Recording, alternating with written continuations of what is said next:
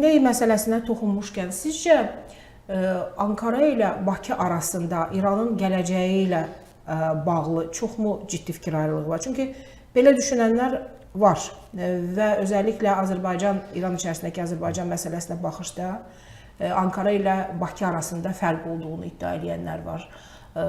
Bəziləri iddia edir ki, Bakı bugün elan etməsə də bütöv Azərbaycan məsələsini tam kənara qoymuş deyil. Bütün hallarda buna bir niyyət var. Prezident İlham Əliyevin çıxışlarına mən 50 milyon Türkün prezidentiyəm və Azərbaycan hər bir Azərbaycanlının dövlətlidir ifadələrini buna misal gətirirlər.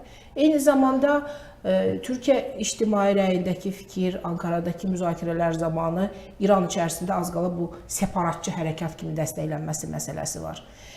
Siz bu məsələyə necə baxırsınız? Çox maraqlıdır. Çox mürəkkəb, çox şaxəli bir mövzudur. Ona görə də tezlərlə əhatə eləməyə çalışın bu mövzunu. Yəni, Azərbaycanda bu məsələ bir ümumilli ideal halındadır.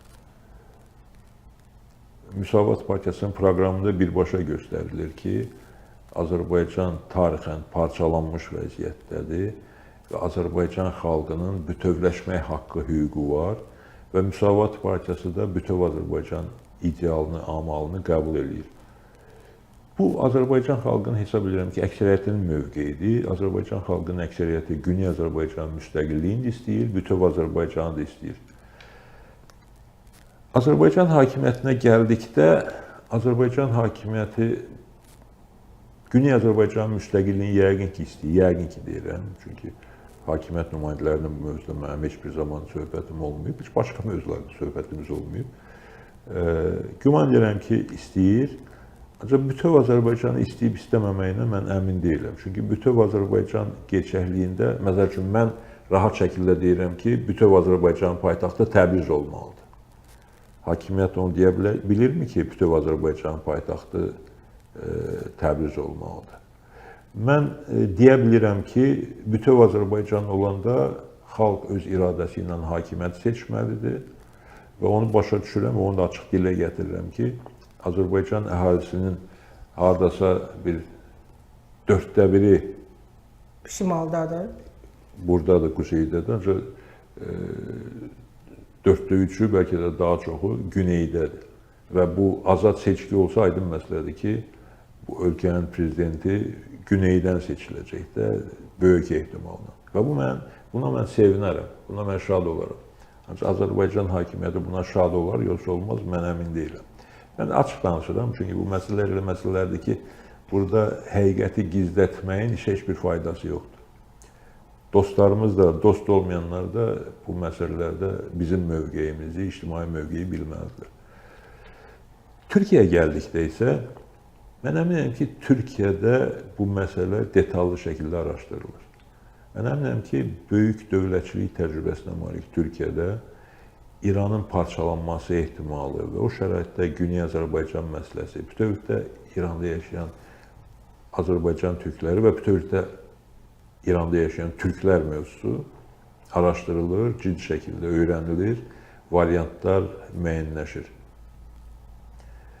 Çünki Türkiyə o qədər təcrübəli bir dövlətdir ki, onlar başa düşürlər ki, istənilən senarilərə hazır olmaq lazımdır.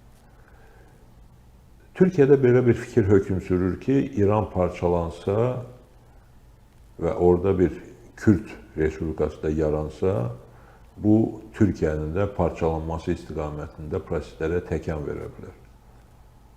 Bu, yəni bir tezisdir. Mən o qədər buna tərəfdar deyiləm. Çünki İranın parçalanması kifayət qədər gözlənilən bir hadisədir. Amma Türkiyənin parçalanması gözlənilən bir hadisə deyil və elə bir tendensiya da yoxdur.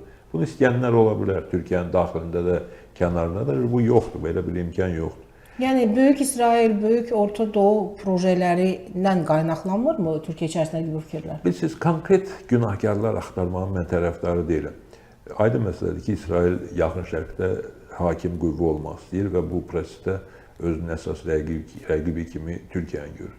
Ancaq Türkiyə ilə İsrailin potensialını, hərbi potensialını, qarşıdurma potensialını bir araya qoymaq mümkündürmü? Müqayisə eləmək mümkündürmü? Bu absurddur, bu mümkün olan bir şey deyil və əminəm ki, İsrailin də başında, yuxarılarında kifayət qədər ağıllı, hər cəhətli düşünən, bilən şəxslər var. Ona görə də onlar danışsalar da o proyektlərə getməzlər. Və mən əminəm ki, Türkiyənin ciddi dövlət adamları, ciddi araşdırmaçıları bilirlər ki, İran parçalansa, Güney Azərbaycan müstəqil olsa, bu faktiki olaraq Türkiyə ilə Azərbaycanın bütövləşməsi istiqamətində çox ciddi bir addım olacaq və Türkiyənin güclənməsi, Türk dünyasının güclənməsi istiqamətində çox böyük bir addım olacaq. Bəs niyə bu istiqamətdə heç bir təbliğat, heç bir addım biz görmürük? Çünki böyük dövlətdir və o dövlət niyyətlərini açıqlamır. Yəni niyyətlərini vaxtından tez açıqlamır, belə deyək. Hərdən bir Türkiyənin prezidenti, başqa yüksək vəzifəli şəxsləri Azərbaycanda olaraq Şəhriyardan şeir deyirlər, Bəxtiyar Vahabzadədən şeir deyirlər. O nədir elə? O həmin o niyyətlərin, istəklərin, arzuların ifadəsi deyilmi? Var o ifadələr və ona görə də mən əminəm ki, onlar o məsələlərə vaqifdirlər, o mövzuları bilirlər. Qısaca müqayisə edeyim ki, uzun illər belə bir düşüncə var idi ki, Türkiyə Azərbaycana Qarabağ məsələsində gərəkən dəstəyi vermir. Zamanı yetişdi. Türkiyə bütün bizim zabit heyətimizi hazırladı bu illərdə. Azərbaycan buna hazır olanda Türkiyə Azərbaycanın yanındaydı, elədirmi?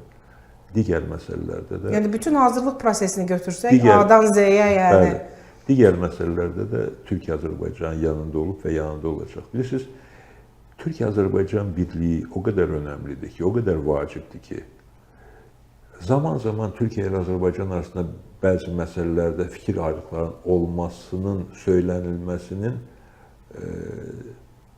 yəni mən böyük bir narahatçılıqla qarşılanmasının da tərəfdarı deyiləm. Çünki Türkiyə ilə Azərbaycan arasındakı fikir ayrılıqlarının nə qədər önəmli səbəb olsa da, Türkiyə-Azərbaycan birliyinin önəmi ondan qat-qat, dəfələrlə artıqdır və biz o ayrı-ayrı fikirlərdə olmağa qapılmamalıyıq.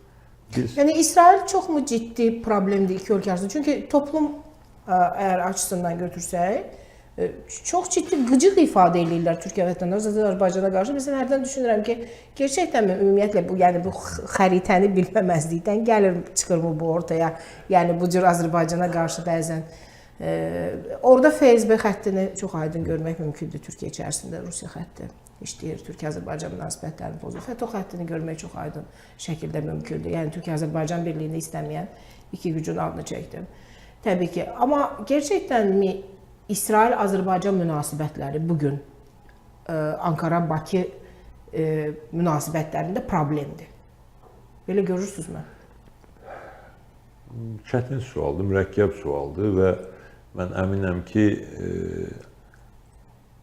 İsraildə də bilirlər ki, Azərbaycan-İsrail münasibətlərini Türkiyə ilə münasibətlər fonunda dəyərləndirmək riskli bir şeydir. Ona İsrail getməz və getməyəcək. Onlar başa düşürlər ki, nə mənada risk ifadə edərsiniz? Azərbaycan-Türkiyə münasibətləri o qədər önəmlidir ki, Azərbaycan-İsrail münasibətləri bizə nə qədər vacib görünsə də, İsrail əgər bizi seçim qarşısına qoysa, seçim aydındır. O Türkiyədə. Bunu mən əminəm ki, İsraildə də bilirlər, mən əminəm ki, Türkiyədə də bilirlər. Bilirsiniz, bu son illərdə Türkiyənin bölgədə güclənməsini qəbul edirik biz, yoxsa yox? Əlbəttə. İstər Cənubi Qafqazda, istər Yaxın Şərqdə güclənib Türkiyə. Və gücləndikcə Türkiyə bu bölgədə, Cənubi Qafqazda və Yaxın Şərqdə, orada zəifləyən qüvvə hansıdır? Rusiya, İran. Rusiya və İran, çox sağ olun. İsrail deyil. Keçərlik onu göstərir ki, İsrail zəifləmir. Türkiyənin güclənməsindən narahatlıq keçirirlər. Tutaq ki, Suriya Rusiya qüvvələrindən faktiki olaraq azad edildi, İran qüvvələrindən əhəmiyyətli dərəcədə azad edildi. Amma İsrail orada girib at oynatmağa başladı və Türkiyə İsraildən nə qədər narazı olsa da İsraillə açıq qarşı durmaya getmədilər. Daha çox danışıqlarla, bir tərəfdən Əş-Şaranın İsraillə münasibətlərini normallaşdırmaqla, digər tərəfdən Amerikanı başa salmaqla ki, bu İsraili biraz çəkindir bu siyasətdən. Münasibətləri yoluna qoymağa çalışdılar. Amma yenə də həlledici məqamı, mənim sualıma siz bu dəfə cavab verdiniz ki, Türkiyənin bölgədə və Suriyada güclənməsi Rusiya ilə və İranın zəifləməsi kontekstində davam elədi. Bundan sonraki prosesdə də belə gedəcək. Türkiyə ilə İsrail zaman-zaman danışacaqlar, mübahisə eləyəcəklər. Günün bugündə də onlar arasında iqtisadi əlaqələr aradan qalxmayıb, bilirsiniz. Və burada mən demək istəmirəm ki, o bir hərbi strategiyada hər zaman o var ki, sağ göstərib sol vurursan, sol göstərib sağ vurursan, bu var. Və Türkiyənin hakim elitası elə bil ki, televizyonlarına, mediaya müəyyən tövsiyələr verirlər. Biz də baxırıq, hansı televizyon açsan belə görünür ki, Ukraynanın yox, Rusiyanın tərəfindədirlər. Hansı televizyon açsan belə görünür ki, Fars Molla rejiminə dəstək verirlər. İrandakı hakim rejimə dəstək verirlər. Amma gerçəkdən nə baş verir? Türkiyə hər dəfəsində Krımın Ukrayna torpağı olduğunu qeyd edir, yoxsa eləmir. Türkiyə qorxusundan Qara dənizi burnunda çıxarda bilmir. Ukraynanın ərazi bütövlüyünə dəstək verir, yoxsa vermir. Və eyni zamanda Ukrayna ilə hərbi əməkdaşlıq güclənir, davam edir, amma Rusiya ilə deyil. Yəni, sözdə Rusiya üstün görünür mediasında, Türkiyə mediasında da, gerçək həyatda Türkiyə-Ukrayna məsələləri tamam fərqli şəkildə inkişaf edir. Bir sıra başqa məsələlər də belədir. İndi çox detallara da getməyək, ancaq İrandan Türkiyəyə raketlər atılanda Türkiyənin özünün o raketləri vurub salmasına ehtiyac olmadı. NATO mərkəzləri İranın Türkiyə atdığı həmin raketləri sıradan çıxartdı, zərərsizləşdirildi. Bu özü qüvvələr nisbətini və Türkiyənin bölgədəki yerini göstərmirmi? Ərdoğanın son çıxışında Türkiyə-Avropa münasibətlərinin önəmi barədə söylədikləri bizim bugün dediklərimizi bir daha təsdiq eləmirmi?